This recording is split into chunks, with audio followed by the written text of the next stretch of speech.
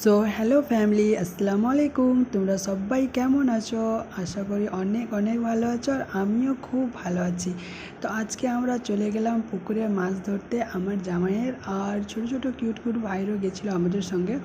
তো ওদেরকে হাই করতে বললাম, তো হাই করলো। তারপর আমরা নেমে পড়লাম পুকুরে। দেখতে পাচ্ছ এটা হচ্ছে আমার জামাইয়ের পুকুর।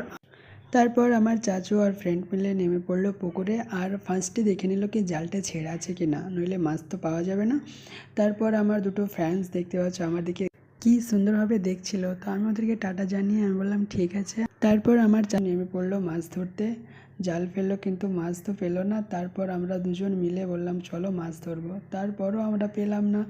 তারপর বললাম কি আর একবার দেখি। তারপর গেলাম দেখে মাছ ধরতে। ধরার পথে দেখতে পাচ্ছ আমার চাচুও ডুবে পড়ছে আর আমিও ডুবে যাচ্ছি, কিন্তু কিচ্ছু করার নেই, মাছ তো ধরতেই হবে না। তো ওটার জন্য দেখো আবার মাছ পেলাম না আমরা।